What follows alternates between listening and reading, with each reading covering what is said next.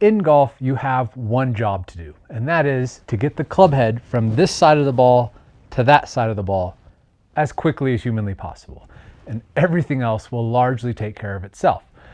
And what you do to get the club to go from here to here is release it. Now that release, that term release, has been misunderstood by so many for so long. There's so many different ways of thinking about releasing the club, and there are many different ways that tour pros actually do release the club.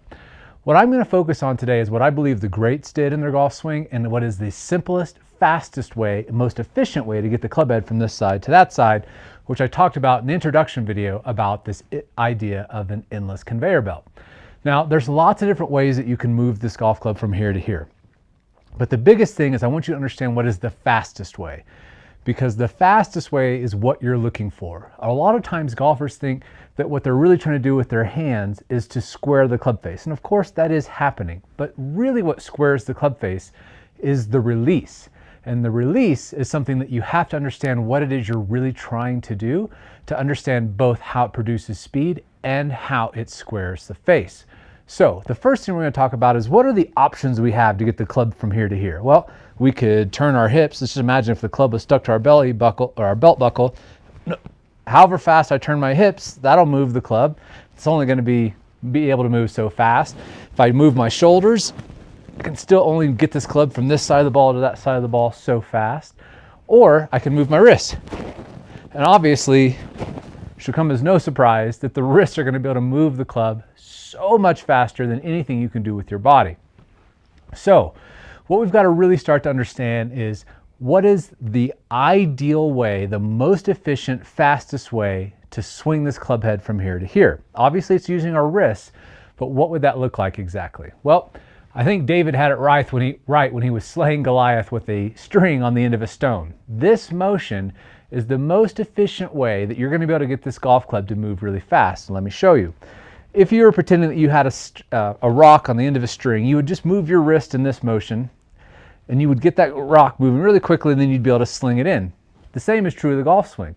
But what happens in the golf swing, like I talked about in the Axiom video, is that most people move this way, which if I was looking at a clock in front of me, 12 o'clock, 3 o'clock, 6 o'clock, that would be a counterclockwise rotation or pronation of the wrist. What you actually want is the opposite. You want clockwise rotation for a right-handed golfer. It's counterclockwise for a left-handed golfer. And that feeling is the same as if I was slinging a stone on the end of a string. Now watch my hand. Now, how much faster could I get the club to go than this?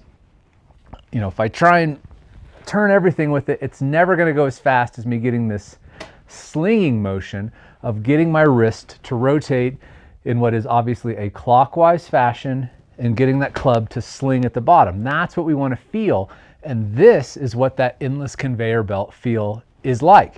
You can imagine your hand, if the club was coming down here, it's traveling down the conveyor belt, but as it gets close to the ball, we want this wrist to act like the radius like you saw on the end of my chainsaw, and then get that club to snap so that it's forced to accelerate. And I'm gripping the club in the middle of the grip. I'm going to explain why in just a moment. I want you to pay attention to the butt of the club.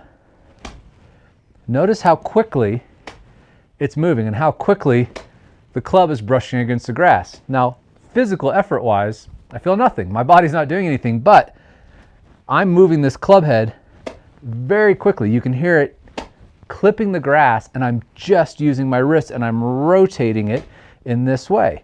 Just like David was slinging that stone on the end of a string. That is the fastest way to get the club from this side of the ball to that side of the ball. We just continue this motion just like you learned in the Axiom video, and that will get the club moving very, very quickly.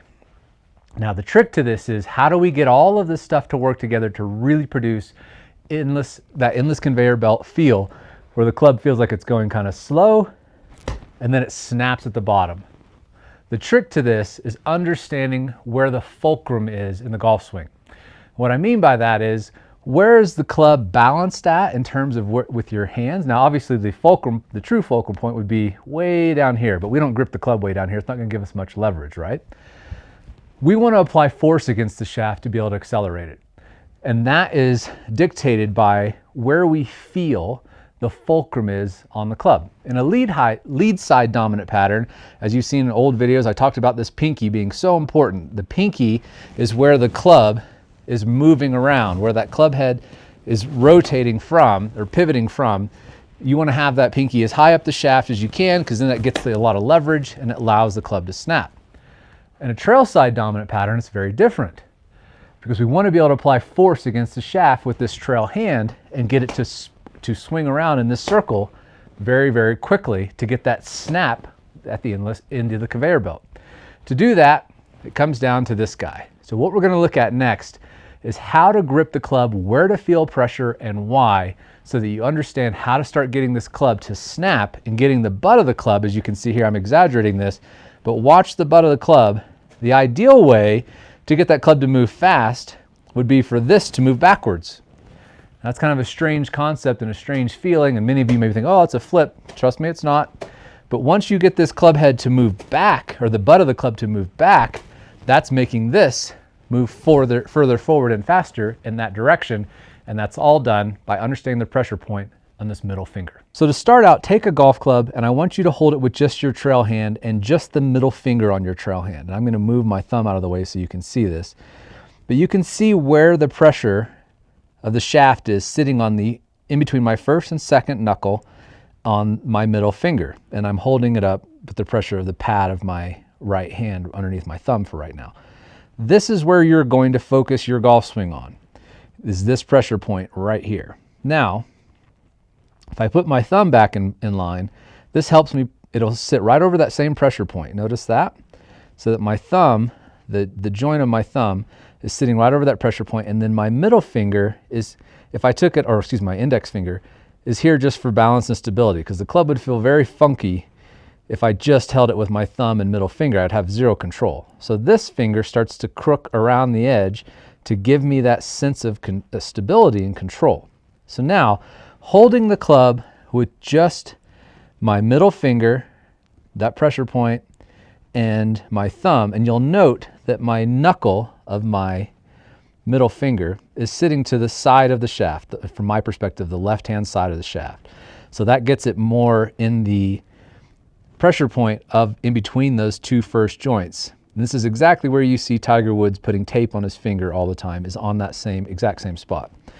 I'm going to explain why as we go through. So now, what I want you to do is to go to the top of the swing, and I'm going to have you feel something. All right, so we're going to the top of the swing again, just my thumb, my index finger for balance and stability, but all the pressure I'm feeling is in that primary pressure point of that middle finger. And the thumb, you see my thumb and finger have to be pinched together, otherwise the club would just fall right into my mitt and I would immediately lose that pressure point. So I want to get that thumb and forefinger pinched together so that the middle finger, I can hold the pressure against that pressure point. Now from here, the club feels balanced, but a little bit unwieldy. Feels like it's a little hard to control. My middle finger's not strong enough to do it by itself. So that's where the ring finger comes in. Now I can wrap those two fingers around the club, and now I have complete control over this golf club. But my pressure point, my primary focus, is still that middle finger. From here, this is what's doing all of the work in the swing in a trail side dominant pattern, as I'm going to walk you through to get this proper release. So you can see the club at the top. It sits on this pressure point on my index finger, but it's just lightly resting there. My middle finger is doing all of the work, and that's what's going to allow me to shallow out the club in just a minute. But this is the key, you have to feel this in your fingers, in this middle finger. And I'll take my thumb, so it's sitting just like that. And as I hold the club up off the ground, it feels heavy, and I feel it sitting more to the side of my finger. Once I put my ring finger back on, it gives it a little bit more balance, and it sits more on this part of my finger instead of this side. But this is where you want to feel all of the sense of the sweet spot of that club face is right there in that middle finger throughout the entire swing. So now that we have the pressure point that we're going to focus on, what you're going to feel, I want you to go back to that twirling motion that I was making earlier, the axiom move, where you're kind of just moving it in the circle, and you'll see that my wrist is kind of slow to start down, but then it snaps at the bottom. Try to watch just my wrist. You see how quickly it snaps? That is what the release should feel like. That's what you should feel like when your hand reaches the end of that endless conveyor belt and then it snaps back around. And from this angle, you'll see the same thing. It's just rotating, but all I'm focusing on is this pressure point on the middle finger and the ring finger as well, a little bit to help stabilize it. But this is the feeling of the release, is getting it to do this. You can feel that because you can only use these two fingers right now, and really just the middle finger, just that one pressure point more than anything else, that you can't really do a lot to add pressure from your shoulder, because that's going to change the swing completely. So let's say for right now we went to the top of the swing and I just started pushing with my shoulder. That's going to cause me to lose the feeling of that pressure point. What you're wanting to feel is how would you sling that club into the ball. And this is why I was saying earlier that your job in the golf swing is really to speed the club up. It's not necessarily to try and square the face. If you try and square it, you're actually going to slow this release down, because if you're feeling this, in order to get the wrist to snap at the bottom like this, I don't really have any control over that club face. I mean, I can take control over it, but it's going to slow it down. What I want is speed. And if I get out of the way and I let it snap, watch what happens to the club face as it's doing this every time. It's ending up dead square every single time without me trying, because of the nature of this rotational movement. And what's really happening here is that your wrist is supinating. And then at some point, now I'm going to exaggerate all of these things so you have to kind of get a big feel for what this is. Supinating this right wrist. At some point I can't supinate anymore, especially once I have the lead hand back on there. So I go into deviation, and then I can't deviate anymore, and I go into rotation. Supination, deviation, rotation. Supination, deviation, rotation. That's the release in that order. Now if you watch, you're going to see that same thing. I'm going to supinate, deviate, rotate, and that's the whole release. And that's the feeling I'm wanting you to get that club to snap through, is going through supination, deviation, or rotation. That is the fastest way to get the club from point A to point B, and the most effortless way to do that. If you start trying to add body power to it, watch what will happen. And of course, the whole goal is to get that club to reach close to maximum speed right at the ball. Or, especially with the driver, you want it to be, you want that club to be straight back in line with the arm as best you can. You don't really want a lot of shaft lean. That's really for irons to strike down and get control and bring the ball flight down. But in general, your vision should be, how would I get maximum speed right here at the bottom? That's what you're trying to feel. So once you kind of get the feeling of this motion where you're letting the club sling through and your wrist is supinating, deviating, and rotating in this kind of nice fluid feel, now I want you to start to try and turn your shoulders. Where did the release happen? It's happening more and more out here. If I try and turn my hips, it becomes harder and harder to time this, and it doesn't really add any power. What you should be focusing on is how do you get your wrist to do that as quickly as possible. That's what you're trying to feel. So you'll realize that when you start trying to push your hands through, all you do is move the end of that conveyor belt further down the line. And what you want is that conveyor belt to be right here over the ball, so the club snaps right over the ball. And the more you move your hands forward, the more you should feel it slows it down. So what you're trying to feel is right at the ball, that motion. And that is going to both square the face up for you automatically, and it's going to give you the most speed. So now, one of the reasons that you probably feel that this is unnatural is that it seems like a more roundabout way to get the club back to the ball. What most golfers want to do instinctively is the opposite. They want to pronate, which is just taking your trail arm and internally rotating it versus externally rotating. This is supination and this is pronation. If you try and pronate very quickly, what is that going to do to the club shaft? Well, of course, it's going to steepen it. But this feels right because it not only feels powerful because it's using muscles in the front, delt, and your chest, which are powerful muscles. So it feels right to do this. It feels like you're going to generate power versus doing this. This doesn't really make a lot of sense at first. So what we want to do is pronate, and then we go in this way. And guess what happens to our elbow? We can't get into GDP. So we just end up swinging across the ball and over the top. Getting into the goat delivery position requires supination of this trail arm. And this is where things start to get really interesting, because once you understand that if I just do the slightest amount of supination, look where my elbow pit is, it's in perfect spot, exactly like the goat's, my forearm's facing away from me, and my palm is facing away from me. That's all happening through supination of this trail arm. A lot of times golfers get fixated on what Hogan talked about, supinating the lead arm. Now what's going to happen if I aggressively supinate this lead arm?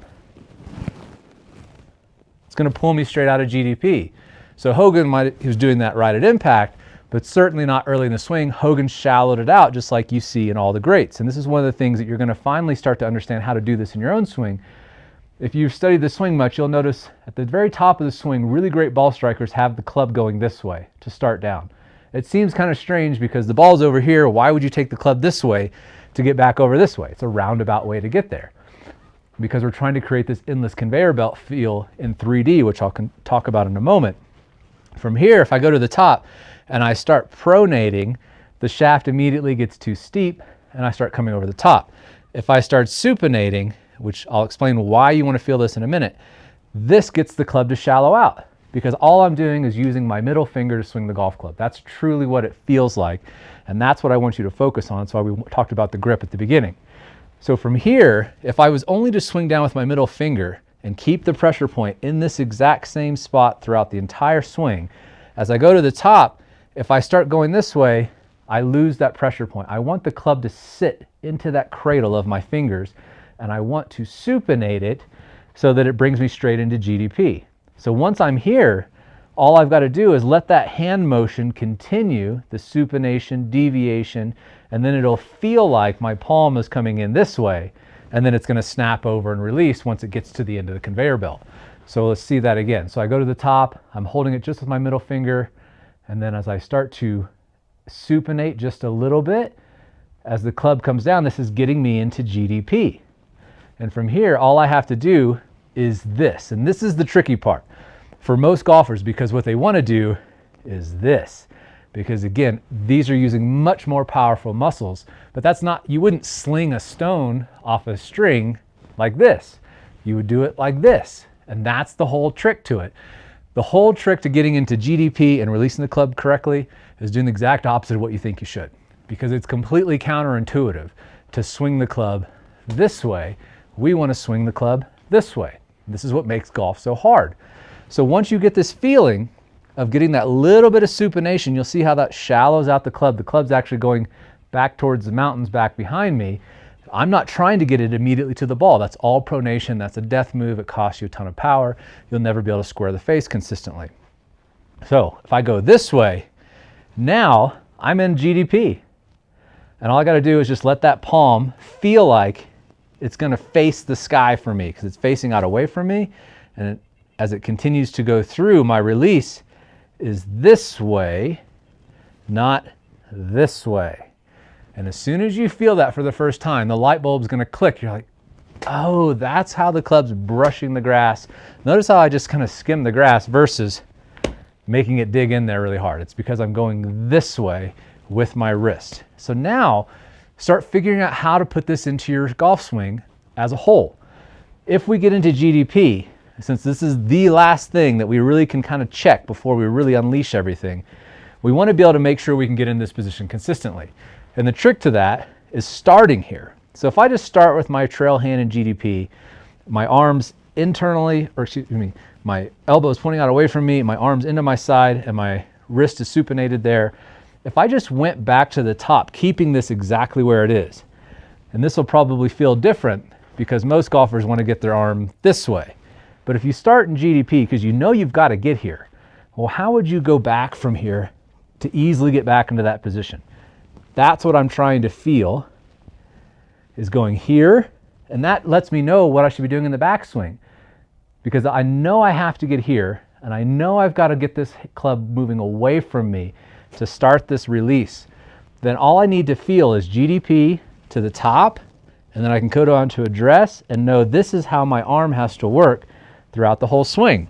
So it's no longer some, confusing thing about even why I set up. Everything that I'm doing at setup is to make it easier to get into GDP down here.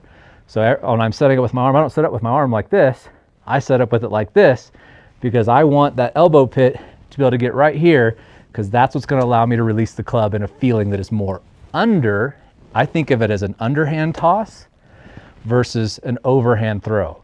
This to me is an underhand motion. That is what I think of as the golf swing.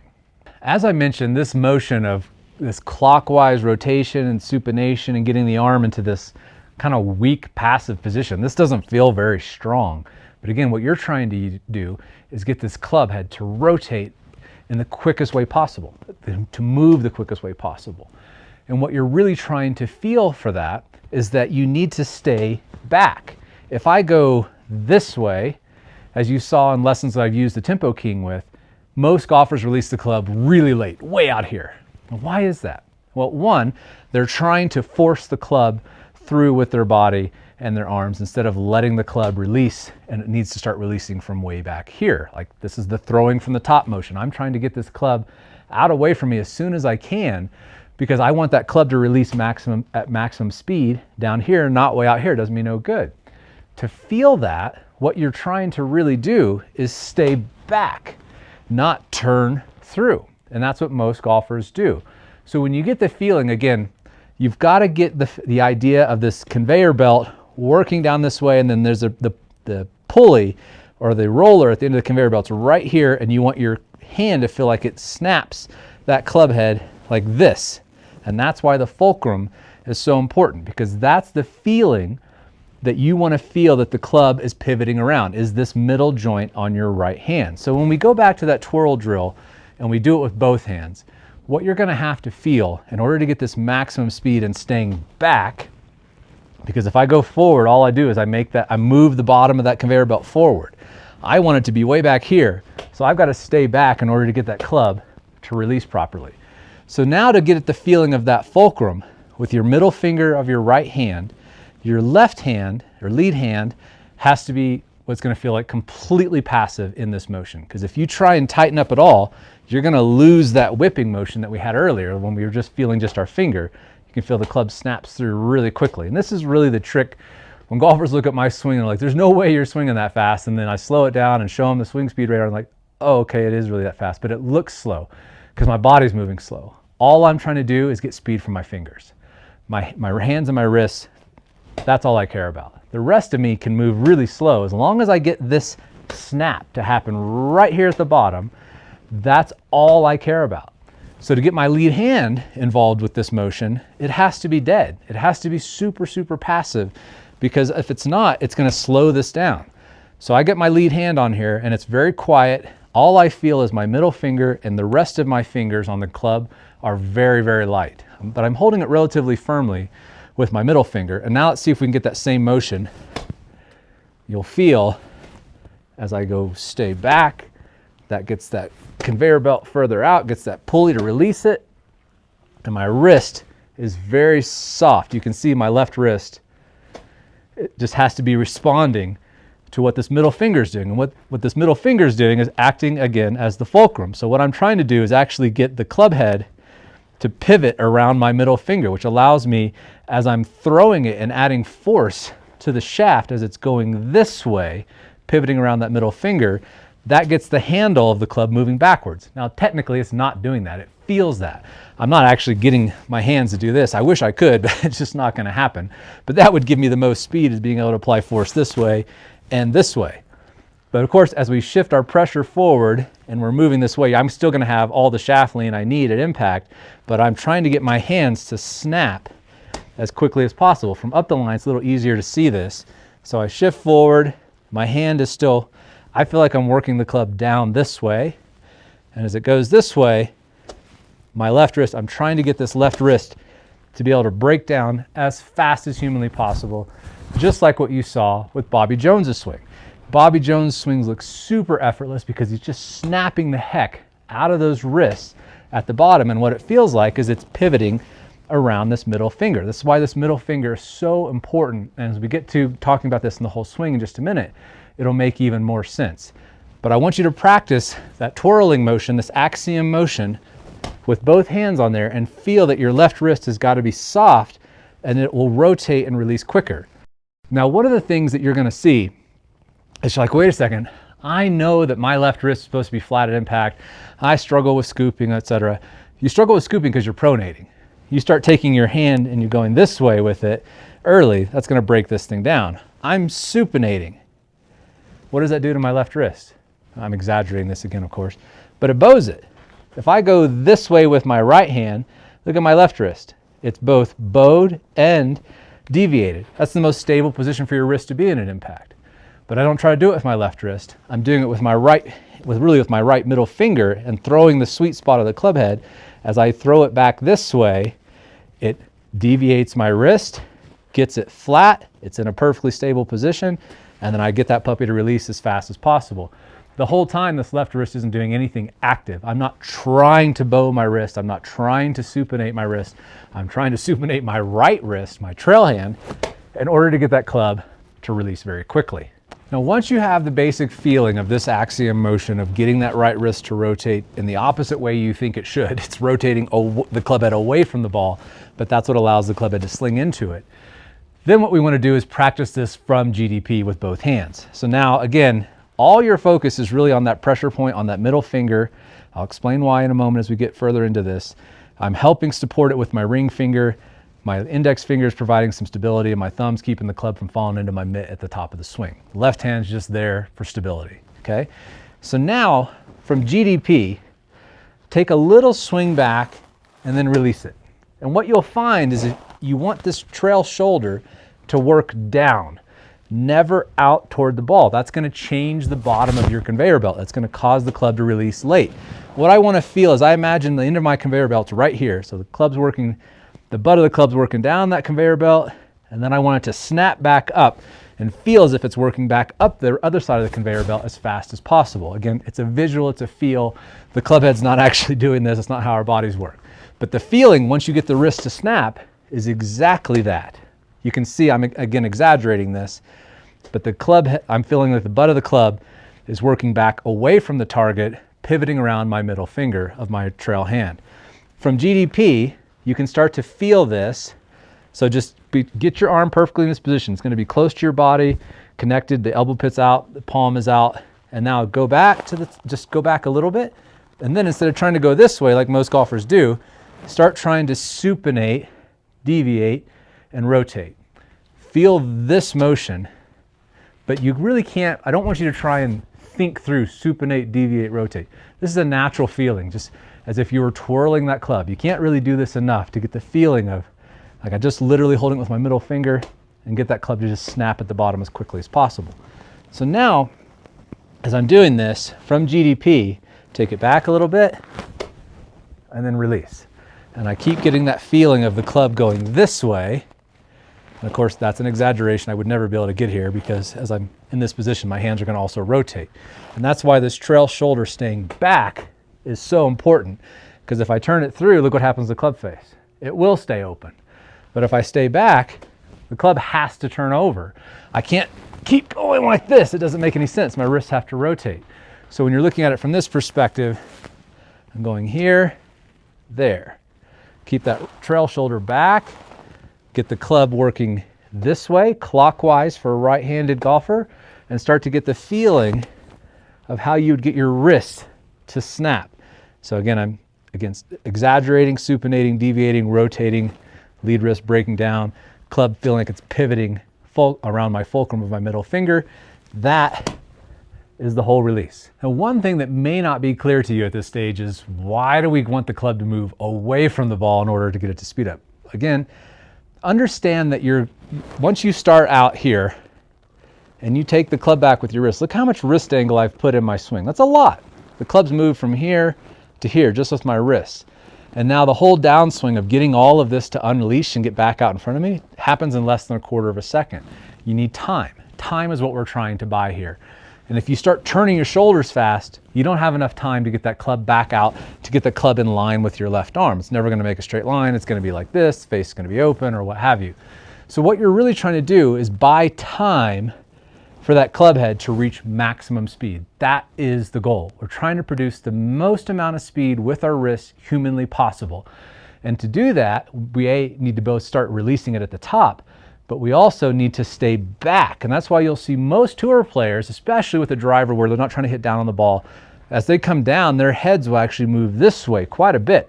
If we look at Bubba Watson on the screen here, you'll see that exact motion as he comes down into impact. I've got him flipped around as a righty here. Note how much his head moves back. And this allows the club more time to release. If I turn my shoulders, I'm taking all that time away, and now the club doesn't have as much time to accelerate. We want maximum speed with minimum effort. And to do that, this trail shoulder's got to stay back. The other thing that keeping this trail shoulder staying back does, as I've talked about in other videos, is it helps square the path for longer. So watch my club. If I take my right shoulder and I go down and move my head back away from the ball, look at how square I can keep that club if I wanted to until it rotates and releases to the path. So this makes my path very easy to get the ball to start on line and fly very straight. And all I got to do is just let my hands release. I'm not trying to square the face. I'm just letting it go. Remember, to release it means to let go. So stop trying to square the face with your shoulders and your arms and your hands. As you're going this way and you keep this trail shoulder back, the club face is going to square. It doesn't have a choice. Your job is just to release it as fast as you can. And this is what every great ball striker has ever said when they get hot and they're swinging really well. They said, the harder I released it, the straighter it went. When you get out of the way, stop trying to control that club face and start releasing it and releasing it the correct way, it's gonna square up for you automatically. So now that you have the idea of this endless conveyor belt, that the club is working down this belt and then it's gonna reach the end of the belt and it's gonna snap, and anything you try and do to accelerate that club in a straight line is just gonna slow it down, we now need to take this concept and make it 3D, because that idea of a conveyor belt, it's kind of 2 dimensions. But what we really want to do is leverage not only this idea of how the wrists can snap once they reach the end of the conveyor belt, and that's going to happen again if your shoulder's not moving through and you're just staying back. In fact, like I showed with tour players, head's actually moving further back away to get that hand. My hand can't go anywhere because my shoulder's basically acting like an anchor. So now the wrists have to snap very fast. If you keep turning through, you just start creating this straight line force, and there's just no speed there. So we now want to make this 3D though. We want to get the maximum speed, not just the end of the conveyor belt, but centrifugal force from a throw out motion as the club is working out away from our body as well. And the way to think about this is that as I'm going back, what I really want to do, a lot of times golfers aren't really sure what they're really trying to do in their whole golf swing. So they kind of go to the top and they twist their spines up really tight, and then they turn their shoulders coming down. That's the last thing on earth you want to do in the golf swing if you want to have an efficient release, if you want to look like you're swinging very slow and hit the ball really hard. What you want to feel is that your shoulders aren't doing anything. In fact, I'm trying to get my whole body to be quiet and just listen, really just listen to my middle finger. So when I'm going back, what I'm trying to do is get this club to go back to where it sits nicely in that middle finger. And then I'm starting to throw it this direction back here. So now I'm kind of taking my conveyor belt and I've shifted it so that it's kind of pointing at the ball this way, and I'm throwing the club head out away from me. Notice that my trail shoulder's staying back and I'm just using my hand. If I use my shoulder, the release happens out here. If I keep my shoulder back and I just focus on the pressure point, and I have to be patient here. At the very top of the swing, as I mentioned, you'll see a lot of tour players who are really great ball strikers. Their club head will start to work this way as they start down. You've got to be patient to feel that. If you just force it and push it this way, you're going to lose this pressure point. It's going to shift a little bit in your finger. It's not going to feel the same. And you're going to lose this ability to sling the club into the back of the ball. And especially slinging it into the back of the ball from back here, which feels amazing because as I'm staying back and getting my right arm to work back, notice that my shoulder feels like it's dead. It's just staying here. This allows me to throw the club out that way, and that makes that snap happen in not only faster, it's happening in 3 dimensions. It's not just a straight line path. I'm doing it from back here, and that forces that club to move around that conveyor belt even faster. And so now the conveyor belt has a convex shape to it, a compound curve. It's not just a straight line conveyor belt like Amazon is using. It's curved on a compound arc. My hand's working this way, throwing the club this way, and that gets me maximum speed with minimal effort. All I have to do is feel that I'm throwing it from back here. This is the key. So now, This is where I really want you to start paying attention to what you feel in that first joint, the space between the first and second knuckle and your middle finger. As you're going back, it's important to feel this the whole time. So this is what you're focusing on as you go back. And as I feel it sitting into the top, I can push with my thumb and break it down. I can push too soon, too hard with this first joint and break it down. It's fine if you want to throw it that way, but it's easiest if you feel it just with your middle finger. Let the club fall back and sit into there even more, so that from there, you can sling it. That's all you're trying to do, is feel the club head slinging into the back of the ball with that middle finger. And again, the ring finger is helping out. Sometimes you'll see Tiger with tape on that ring finger as well.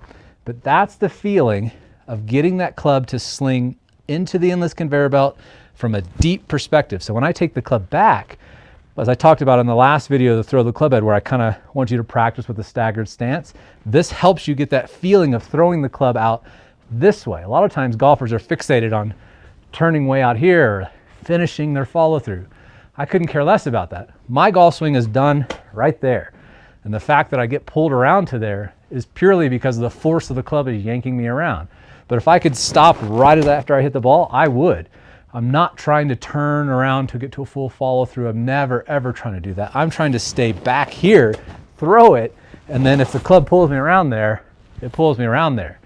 But that's not what I'm trying to feel. Is, a lot of old school way of thinking about the golf swing is, oh, get up onto your lead leg and all these things. Stay back and fling that puppy into the back of the ball. As you're working on developing the feel and sensitivity of this middle finger, this pressure point in the middle finger, a good visual is to imagine you had something really heavy, like a hammer. Now, this will feel really heavy just by holding it with just your middle finger and the ring finger for support. So this will help you get the idea of how to start down. If you had a really heavy object like a hammer, you wouldn't just immediately try and go full force right from the top if you were trying to swing that hammer down into the ball. It'd be too heavy. So you would kind of wait. You'd start it a little bit gradually. You can't just rush this thing down. You'll throw off the entire sequence. What you're trying to feel is how the club sits in the cradle of the finger so that the fingers can sling it in there with your wrist. But if you start trying to force it down really hard, you lose this pressure point completely. So imagine you had a really heavy hammer, or like an axe, the same motion. If I had an axe and I was chopping a piece of wood, I wouldn't just go as hard as I could with my hands at the beginning. I'd allow myself to kind of use my body to help get this thing going, and then there would be a little bit of throwing from the top. I'm not just going to try and downcock my wrist and then snap it at the bottom. You'll see there's a little bit of throwing, but it's gradual to start. And then right at the bottom, that's when I sling that thing in there. And the axe is acting on the same principle, that once your wrists stop moving, it's like they're reaching the end of the conveyor belt, and that's when snaps the head down into the ball, or a piece of axe into a piece of wood. In the golf swing, it's the same thing. This is where you're going to have that look of good rhythm and tempo, is because you're only trying to wait until you've got the club head falling back into the cradle of these fingers so that they can sling the head back into the ball. If you try and force it, you lose that. So be patient at the top. Now, this is still happening super, super fast. And that's one thing I want to make clear, is that when you're practicing this, in general, the way I think about it these days with this trail side pattern is I never do slow motion work of any kind, because it throws off the entire sequence. Everything has to happen fast, or you'll start to use muscles and tense them up that you actually have to have relaxed in order to be able to sling the club back into the ball. So like if I go to the top really slow to hold my club up here, I've got to activate my shoulders. Well, my shoulders have to be relaxed in the real swing in order for them to drop the club down to get into GDP. So what I really encourage you to do is go back and start swinging it very quickly, but understand right at the top, you've got to be patient just for the split second for the club to do this. It's almost like I'm rolling my finger. I'm trying to really get that club to sit right back into that middle finger, and then it's going to start to supinate just a little. I'm exaggerating all of these things. It's super subtle. But as I'm doing that, that's allowing me to start to release the club in this underhand fashion, and that's where you're going to get the most speed. For the last part of this video, I want you to go to a very quiet place, or at least put headphones on, and I want to share with you some secrets of the golf swing that are going to help you understand effortless power. If you want to understand why my swing looks so slow and yet produces so much speed, listen up, because I'm going to share with you how to understand this swing and how to look at it. So the first, we're going to walk through this piece by piece. So obviously this is a 6-iron I'm hitting. I hit a standard 6-iron about 205 yards at sea level. I'm at altitude here. This ball is probably going about 245 yards, but you'll get the same idea. I want you to first watch the ball. That's it. Just watch the ball come off the face and listen to the strike. So I like to hit the ball very, very clean. I don't like taking divots at all if I can avoid it. So you can see the club when it interacts with the turf. Now this is artificial turf, of course, but watch how there's just a little bit of dust that comes up, but I'm not striking the turf very hard at all. It's barely disturbed.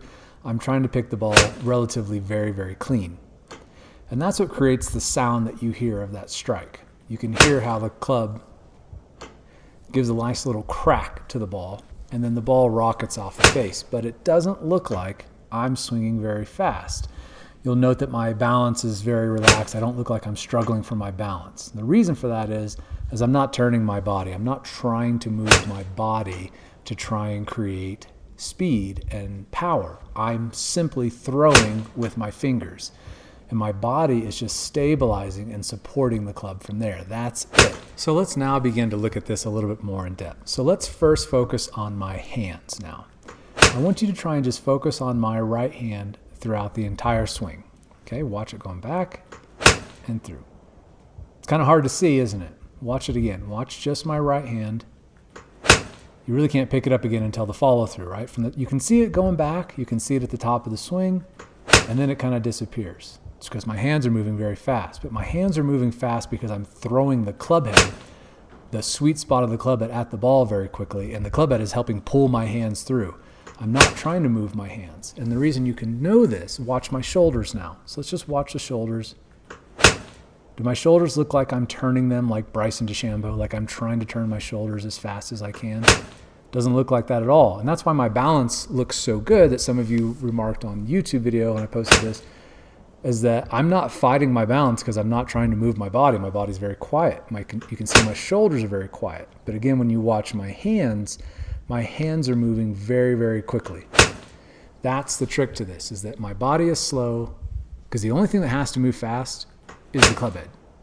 The club head's got to move fast. The hands do not have, the body does not have to move fast at all if the hands are moving fast around the body. And that's what you can see as you watch my follow through. I really threw the club head at the ball, and then as far as I was concerned, my swing is done. But you'll see that I get pulled around to a follow through. That's why my hands look like they're kind of wrapping around my head a little bit right there, because the momentum of the club is pulling them there. That's it. I'm not trying to get to a follow through at all. I have zero control over my follow through, where it looks like, what it looks like, where the club's going, any of that stuff. I'm simply throwing the club, and that's it. So now let's watch my lower body. Let's watch my hips and core. Does it look like I'm turning my core very fast? It's moving quickly, but does it look like I'm putting a lot of muscular effort into it?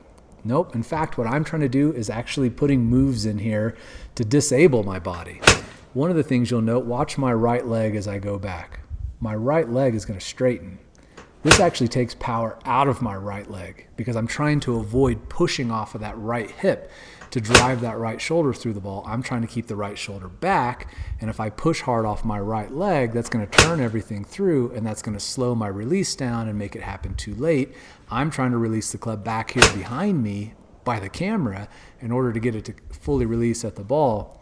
And so my legs, I actually try to disable them. That's why I straighten my right leg in this movement pattern, which is different than in a lead side pattern where I'm trying to create rotational speed. So you'll see my body in the follow through, my old swings looks very different than this, where my body's super quiet. Let's watch my feet now. If you watch my feet, watch my right foot, see how quiet it is? It's just getting pulled up. It's obvious that I'm not driving hard off my right foot at all. It's getting pulled up by the club head. The momentum of the club head swinging around me as I throw it is what's controlling all of my body movement. It's what's pulling me around to my left side. Obviously, I'm driving a little bit off the right, but not nearly as much as it might think to generate the speed that I do. I'm truly just trying to throw the club head at the ball. And that's what you're trying to feel with this release. And that's what gives you effortless speed. That's why my swing looks slow. But again, if you try to watch my hands, You can't. They just disappear from the top of the swing until you catch them up on the follow through again, because they're moving very, very quickly. But it doesn't look forceful, and that's the part that people don't understand. They think of the golf swing as something that you're trying to generate power. I'm only trying to generate speed.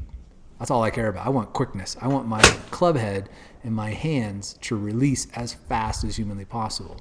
Now, one other thing I'll draw your attention to, watching my follow through here, note how right there, that motion there.